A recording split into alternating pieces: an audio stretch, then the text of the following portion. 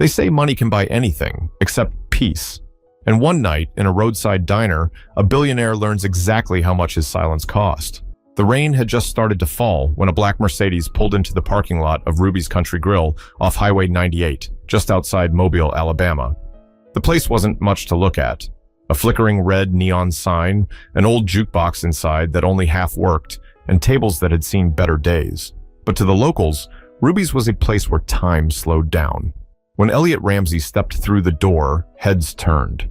The man didn't look like he belonged there. He was tall, sharply dressed, the kind of man who wore silence like armor. His silver watch probably cost more than most people's cars in that parking lot. Still, he looked tired. Not the kind of tired that comes from travel, but the kind that settles in after years of pretending you're fine. He scanned the diner, adjusting his cufflinks before choosing a booth near the window. His driver waited outside. Elliot had a flight to catch in 2 hours, but his stomach told him to stop. "Just a quick bite," he muttered to himself. A woman's voice broke his thoughts. "Afternoon, sir. You eating in or taking it to go?" Elliot looked up. His waitress was Tasha Green, mid-30s, with calm eyes and a quiet confidence that didn't match the worn apron she wore. Her curly hair was pulled into a bun, and a small cross hung around her neck. She spoke politely, but not with the fake cheerfulness he was used to hearing from people who recognized his face. "In," he said simply, closing his phone and setting it on the table. "I'll have the ribeye. Medium rare, no sides." She tilted her head slightly, pen hovering over her notepad. "That's it? You sure you don't want nothing with it? Mashed potatoes, green beans, something to soak up the grease?" He smirked, the first hint of a human expression. "Just the steak. I'm not much for sides." She jotted it down and gave a polite nod before walking back toward the kitchen. For a moment, he watched her go. There was something about her walk. Slow, steady, almost deliberate, like she was thinking about something heavy. Elliot took a sip of water, checked his watch, and stared out at the rain tapping against the window. His life had been reduced to schedules and numbers, meetings, deals, acquisitions, headlines. He didn't remember the last time he sat somewhere without a boardroom around him. He sighed, trying to shake off the weight of it all. The last thing he needed was to think. A few minutes later, Tasha came back, setting a plate in front of him. The steak looked perfect, seared just right. She placed a folded napkin beside his water, then paused before stepping away. "You want steak sauce?" she asked. "No, if it's cooked right, I don't need it." She gave a small smile. "You sound like my daddy." "Smart man," Elliot replied, cutting into the steak. "Yeah," she said softly. "He was." There was something about the way she said "was" that made him look up, but she was already walking away, her shoulders slightly tense. Elliot pushed the thought aside and focused on his food. For a while, the only sound in the diner was the quiet clinking of his knife against the plate and the soft static of an old radio in the corner. When he was done, he dabbed the corners of his mouth with a napkin and waited for the check. He needed to get back on the road. He had investors to call, a deal to finalize, and no time for distractions. But as Tasha approached again, something about her demeanor had changed. Her eyes didn't meet his this time. She placed a small folded slip of paper on the table, not the check, just a note, and said quietly, "On the house today." Elliot frowned. "I don't take handouts." She didn't flinch. "It's not a handout." And before he could respond, she walked away. He stared at the paper for a long second, unsure whether to open it. Something about the way she said those words made the air in that tiny diner feel heavier. Finally, he unfolded it. There, written in small, neat handwriting, were just 6 words that made his chest tighten instantly. "You left before Mama died." For a second, his mind went blank. He blinked, staring at the words as if they might change, but they didn't. They were clear, deliberate, and personal. His breath caught. Nobody in this place could have known that story. Nobody. He looked up and saw Tasha watching him from across the counter, her expression unreadable. He didn't know who she was yet, but she clearly knew him. But something in her eyes told him this wasn't about money. It was about the past coming to collect. Elliot didn't move at first. The paper sat there on the table like it was alive, carrying something he'd buried decades ago. His hand stayed frozen above it, his fingers slightly trembling, even though his face didn't show it. The billionaire who had stared down senators, hostile takeovers, and courtroom reporters now staring down a folded piece of diner stationery. He took a breath and read it again. "You left before Mama died." His throat tightened. His first thought was confusion. Maybe it was a prank or a coincidence. But deep down, a small part of him already knew that wasn't true. There was only one place, one family, one moment that line could have come from. He turned the note over, hoping for a name, a clue. Nothing. Just a faint grease stain from where her thumb must have pressed against it. When he looked up, Tasha was at the register, refilling someone's coffee like nothing had happened. Her hands were steady, but her eyes gave her away. Every so often, they darted toward him just for a second, then back to the task. He folded the note carefully, slid it into his pocket, and called out, "Miss, Tasha, right?" She turned, her voice calm but firm. "That's right." "Could I get the check now, please?" "It's taken care of," she said again, still wiping the counter. "I'd rather pay." "I said it's taken care of." The two of them locked eyes, neither blinking. The clatter of dishes and chatter in the diner faded in his mind. It was just the two of them now, standing in the middle of something much bigger than a meal. Finally, Tasha broke the stare. "You finished your steak?" He nodded slowly. "Then maybe it's time we talk." The way she said it wasn't an invitation. It was a demand. Elliot leaned back slightly, taken aback by her tone. "I don't know what this is about," he said carefully, "but you've clearly mistaken me for someone else." She gave a short, humorless laugh. "You think I don't know your face? You think I don't remember?" Elliot's jaw tightened, but he stayed quiet. "You were younger then," she continued, stepping closer. "You came to that house on Ridgeview Lane. You talked to my mother in the kitchen. You promised her something." Elliot's gaze dropped to the table. Ridgeview Lane. He hadn't heard that name in years, not since his early 20s, when he was still chasing investors, running on empty, trying to build his empire off other people's money and trust. "I don't," he started, but Tasha cut him off. "You told her she'd be fine," she said, voice steady but shaking underneath, "that her job was safe, that your company just needed to restructure." He looked up slowly, his eyes searching hers. "Green. Your last name is Green?" She nodded once. Elliot swallowed hard. "Your mother was Loretta Green." "That's right." And suddenly the noise in the diner vanished again. The room spun slightly. He remembered Loretta, her warm laugh, her loyalty. She worked as a line supervisor at his company's first manufacturing plant in Baton Rouge. She had given 20 years of her life to it. And when things went south financially, Elliot had promised her she wouldn't be laid off. But the next week, she was, along with 40 others. He remembered the phone call, her begging, her voice cracking as she said, "I've got a little girl, Miss Ramsey." "Please." He'd hung up. He'd told himself it was just business. Now that little girl was standing in front of him. Elliot rubbed his temples. "I didn't know she died 3 months later," Tasha said, cutting him off again. "Heart gave out. Doctor said stress. I was 12. Her voice didn't rise, but it didn't need to. Each word hit harder than the last. Elliot's face went pale. He opened his mouth, but nothing came out. Tasha took a step back, folding her arms. "You walked out of her life like it didn't mean a thing. And now you walk in here, order your steak, act like the world owes you quiet. Tell me, Mr. Ramsey, do you ever think about the people you stepped on to get where you are?" He looked down, unable to meet her eyes. "I didn't." "No," she said, interrupting him again. "You didn't mean to. That's what people like you always say." For a few seconds, neither of them spoke. The sound of a coffee pot dripping filled the silence.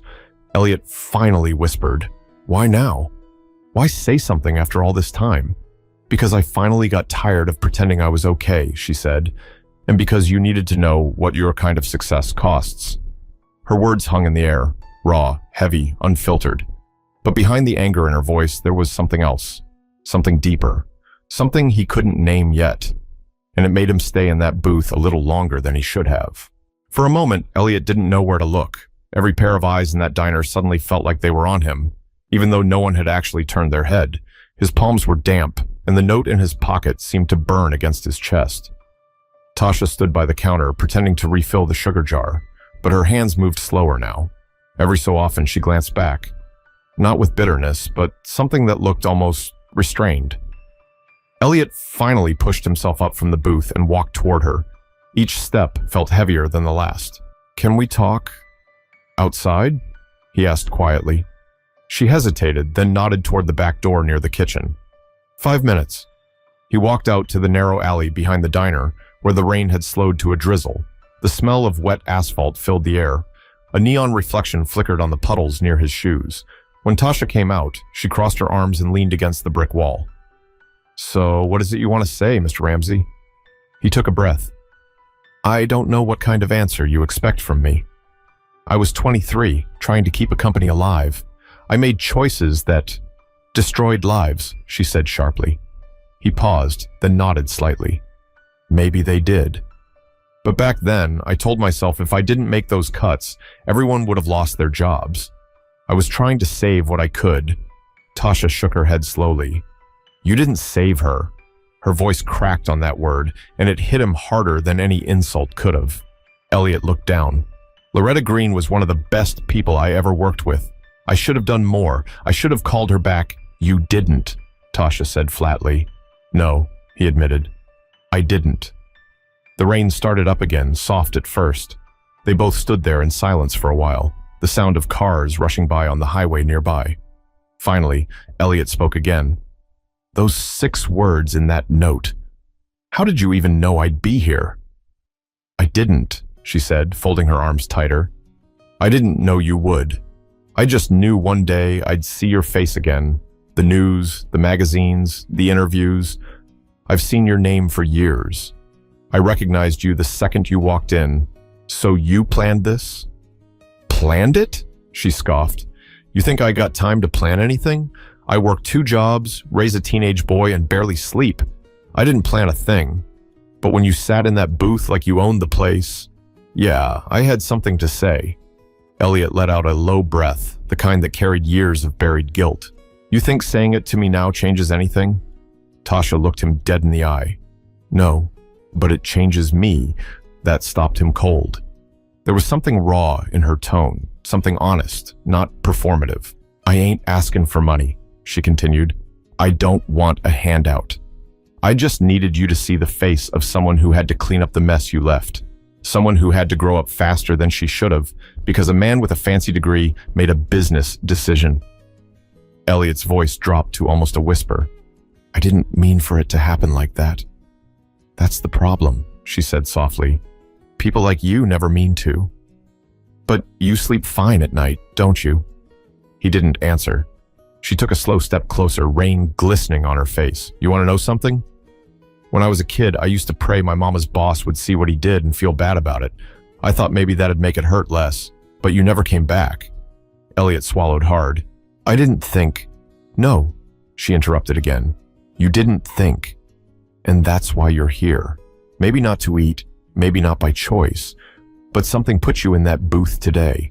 Maybe God got tired of you hiding." The words cut through him like glass. For the first time, Elliot didn't have a defense, didn't have a speech ready. He just stood there, drenched, a man who'd finally run out of excuses. Tasha turned to walk back toward the door, but stopped halfway. "You ever lose someone and wish you could talk to them one last time?" she asked without looking back. Elliot hesitated. "Yes." "Then maybe you know how it feels," she said, her voice trembling slightly. She opened the door and stepped back inside, leaving him alone under the rain. He stood there for a long time, staring at the spot where she'd been, replaying every word. But something deep inside him shifted. Because for the first time in years, Elliot Ramsey wasn't thinking about profits or power. He was thinking about regret. Elliot went back inside, but the diner felt different now. The smell of fried food and coffee seemed heavier, like the air itself was judging him. He sat back in the booth, his untouched water glass still sweating onto the table. Tasha was behind the counter again, scribbling something on an order pad, but her focus wasn't really on her work. When she noticed him watching her, she walked over slowly, her hands tucked in her apron. "You're still here," she said. "I'm not sure where else to go right now," he admitted, his voice quieter than before. She studied him for a moment, then sighed. "You really don't remember me, do you?" Elliot looked at her closely. Her face, her eyes, her voice. There was something familiar, but he couldn't place it. He shook his head. No, I remember your mother, but you were just a kid. Tasha nodded slowly. 12. I remember you showed up in a black suit with a box of donuts. Said you wanted to talk about the future. Mama thought that meant she was getting promoted. She made coffee and told me to go play outside, but I heard everything. He closed his eyes, a flash of memory hitting him. The little girl sitting on the front porch steps, humming to herself, holding a Barbie doll with one arm missing. That was her. You used to sit on the porch while your mom worked overtime, he said quietly. You'd wave when I left the factory. Her expression hardened. Yeah, I used to think you were a good man. You walk around with your nice suits and your private jets, she said, but I bet you still can't sleep through the night, can you? I bet you hear things sometimes, old voices, regrets you can't explain. Elliot exhaled slowly. You're right. The honesty in his voice surprised her for a second. He wasn't performing anymore. He was stripped bare. I worked my whole life to prove I wasn't like my father, he said quietly. He walked out when I was 9, left my mom with nothing. I swore I'd never be that man, but maybe I turned into something worse. Tasha's expression softened just slightly. You think admitting that fixes anything? No, he said, but maybe it's a start. She didn't reply right away. She just studied him. This man who once had all the power, now sitting small in a vinyl booth, looking like he'd finally stopped running. After a moment, she said, You ever go back to Baton Rouge? He shook his head. Not once. You should, she said. There's a small cemetery behind St. Mary's Church. My mom's buried there. Maybe you ought to go see her. He blinked, surprised. You'd want me to? She shrugged. Doesn't matter what I want. But maybe she deserves it. He nodded, barely able to speak. A bell dinged behind the counter. Someone's order ready. But neither of them moved. Tasha took a small step back, gripping the edge of the booth. I waited years for a chance to say what I said today. But hearing you admit you remember her, I don't know if that makes it better or worse. Elliot swallowed hard. Probably both. For a few seconds, they said nothing. Then Tasha pulled the folded note from his pocket, flattened it on the table, and looked at it one more time. I wrote those 6 words 3 years ago, she said softly. I never thought I'd get the chance to give them to you. He looked up at her, his voice barely above a whisper. Why now? She glanced toward the rain outside. Because my son asked me last week what forgiveness really means. And I didn't know how to answer him. Her eyes met his. Maybe this was my way of finding out. But even as she said it, Elliot could tell. This wasn't the end of the conversation. It was only the beginning of something neither of them had expected. Tasha stood there for a moment, the note still between them. Her fingers lingered on the paper, tracing the edge, before she folded it back up and slipped it into her apron pocket. Elliot didn't move. He just watched her, like he was seeing her for the first time. Not as a waitress, not as the daughter of a name buried in some forgotten HR file, but as a living reminder of everything he tried to forget. Why did you keep that note for so long? He finally asked. She gave a small shrug. Because I didn't trust what I'd say if I ever saw you. I figured if I wrote it down, I wouldn't lose my nerve. He nodded slowly. Smart. Her lips curled into a faint, humorless smile. Yeah, well, I had to be. Mama used to say the world don't slow down for nobody. You either learn how to fight quiet, or you drown. Elliot leaned back, running a hand through his hair. She was right. She usually was, Tasha said softly. Except about people. She trusted too easy. She believed in promises. He didn't reply. He didn't need to. They both knew he was the reason her mother's trust turned into ashes. She slid into the booth across from him, folding her hands. Can I ask you something? No business talk, no fancy excuses, just the truth. He nodded slowly.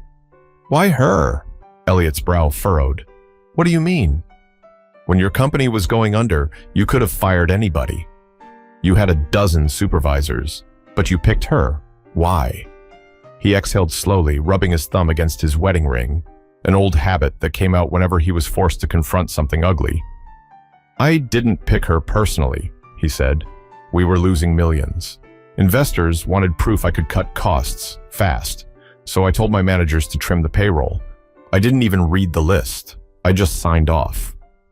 Tasha's stare hardened. So you didn't even know? He shook his head. Not until later. She leaned forward slightly. You know what that sounds like to someone like me? It sounds like you killed a part of my life and didn't even look at the body. Elliot swallowed hard, looking away. The comparison wasn't wrong. Tasha continued, her voice trembling with restrained anger.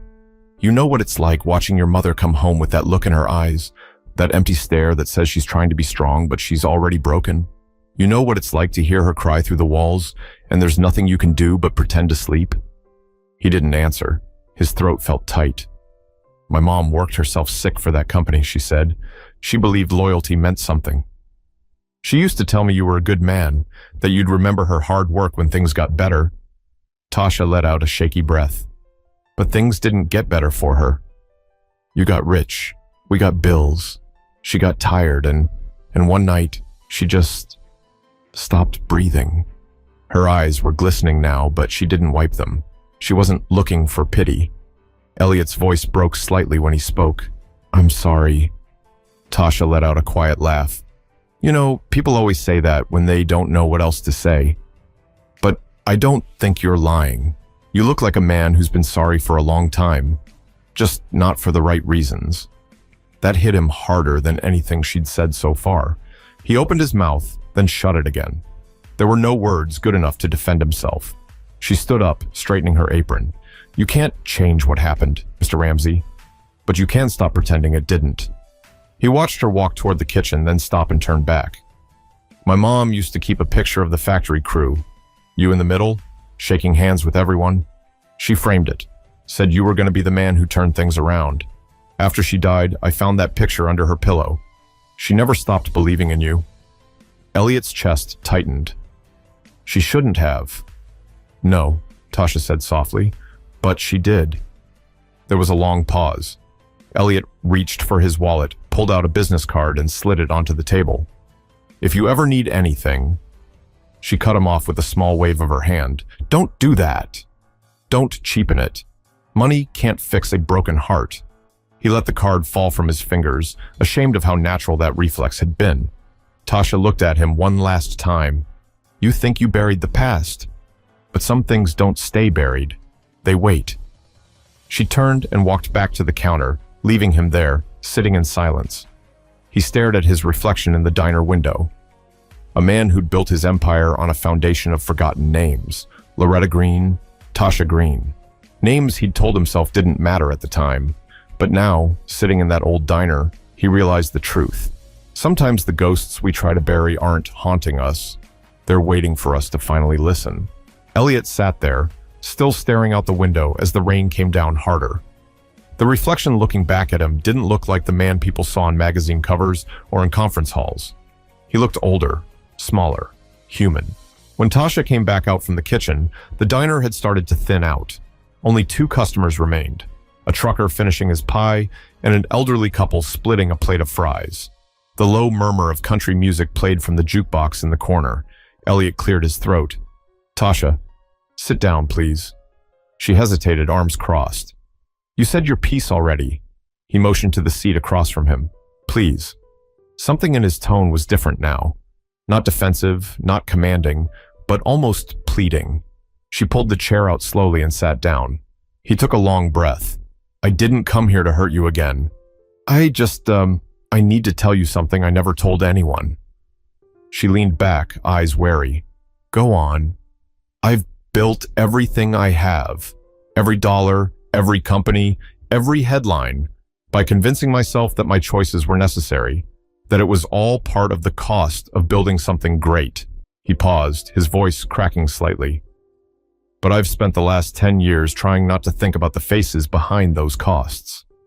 I guess I thought if I gave enough to charity, if I funded enough scholarships, it would even out somehow. But it doesn't. Not really. Tasha stayed silent, listening. Her eyes softened, but her face didn't. He continued, I didn't come here to make excuses.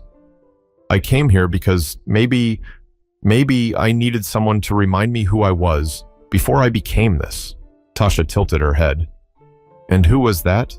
A scared kid who thought success would make him worth something, he said. Turns out, all it did was make me hollow. For a moment, neither of them spoke. The rain outside grew louder, pattering against the glass like steady applause. Then Tasha said quietly, "You can't rewrite what happened. You can't bring her back." "I know," he replied, "but I can stop pretending she didn't matter." Maybe that's a start. She studied him, her expression unreadable. "You think saying that's going to help me sleep better at night?" He shook his head. "No, but maybe it'll help me start living like a man she'd be proud to have worked for." That caught her off guard. She looked down at the table, running her thumb over a water ring. "You know what's strange?" she said softly. "I came to work this morning thinking I'd finally get to hurt you the way you hurt us. Thought it'd feel good to watch you squirm. But now, seeing you like this, I don't feel good at all." Elliot leaned forward, his tone low. "Maybe that's because you're not like me." Tasha looked up sharply. "You didn't destroy someone's life to save your own," he said. "You just told the truth. That's what strong people do." She exhaled, shaking her head. "Strong people still break, Mr. Ramsey." He smiled faintly. "Then maybe breaking's the only honest thing either of us has done today." There was a brief silence. Then Tasha said, "So what are you going to do now? Go back to your jet, your board meetings?" He thought about it. "Maybe not. Maybe I start with Baton Rouge, visit her grave like you said." "You'd really do that?" "Yes," he said. "Not because it fixes anything, but because it's what I should have done a long time ago." Tasha watched him for a while, measuring whether she believed him. Then she nodded slightly. "If you go there, bring flowers." She liked marigolds. He smiled sadly. "I remember. She used to keep them by her desk." "Yeah," Tasha said, looking down. She said they reminded her that even tough things can bloom. A small tear slipped down her cheek, and this time she didn't bother to wipe it away. Elliot's voice softened. "I wish I could tell her that her daughter turned out like her." Tasha blinked fast, caught off guard by the sincerity in his tone. "She's gone," he said, "but you've got her courage. You didn't have to say anything today. You could have stayed silent, but you didn't. That takes strength." "I can't buy." She swallowed hard, her lips parting slightly. "You don't owe me words, Mr. Ramsey." "I do," he said firmly. "I owe you more than that." The bell above the diner door jingled as a breeze came through. The trucker left, and the room went quiet again. Tasha finally stood up. "You said you wanted to tell the truth. Here's mine." He looked up. "I hated you for years," she said quietly. "Blamed you for everything that went wrong. But standing here now, I see something I didn't expect." "What's that?" "You're not a monster. You're just a man who forgot what being human meant." That hit him deeper than she knew. But for the first time since reading that note, Elliot felt something strange. Not comfort, not forgiveness, but the weight of a second chance pressing against his chest. The rain had slowed to a soft drizzle by the time the last customer left. Tasha started wiping down the counter, but her movements were slower now, thoughtful. Elliot remained seated in the booth, his untouched coffee growing cold. He watched her work, every motion deliberate, and wondered how many people he'd walked past over the years without really seeing them. The janitors in his offices, the security guards who nodded at him every morning, the assistants who kept his empire running while he barked orders from a distance, all invisible, all forgotten. He rubbed the bridge of his nose. "You got a son, right?"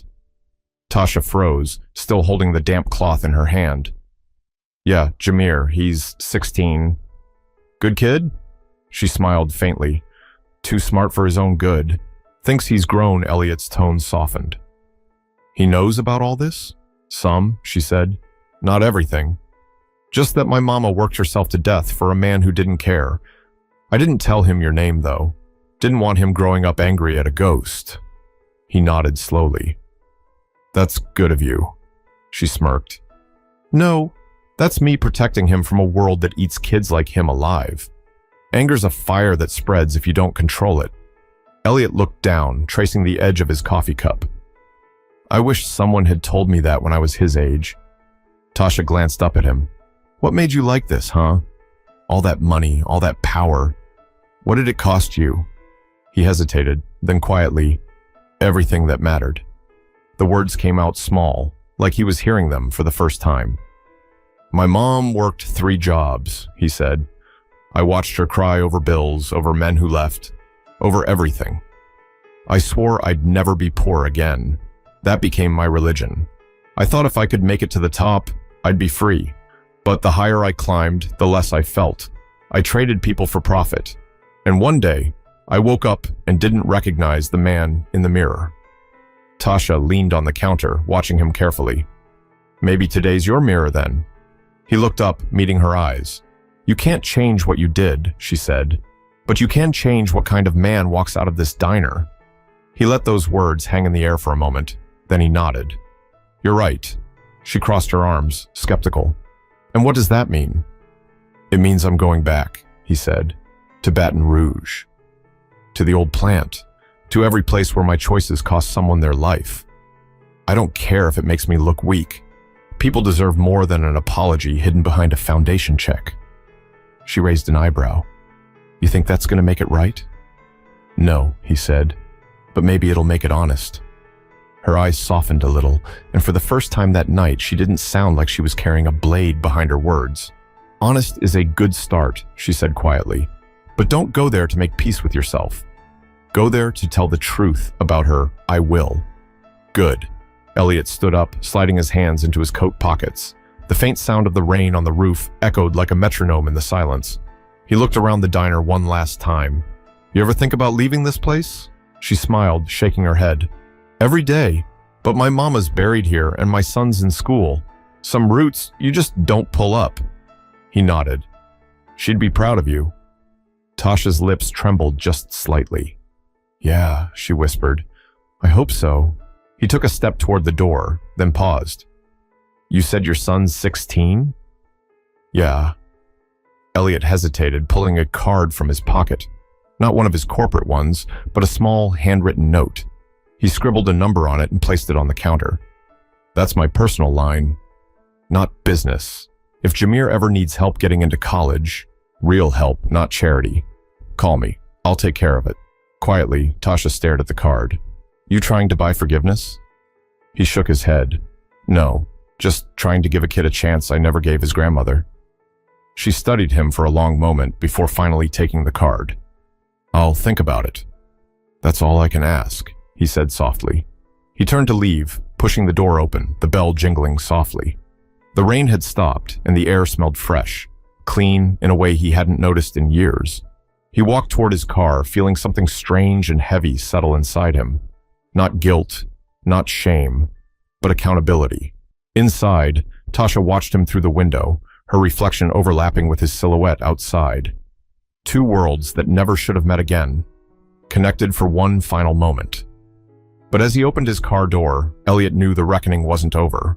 It was only waiting for him in Baton Rouge, where silence had its own kind of memory. 2 weeks later, the morning sun rose over Baton Rouge, cutting through a gray sky that hadn't seen light in days. Elliot Ramsey stood in front of a small cemetery behind St. Mary's Church, the one Tasha had mentioned.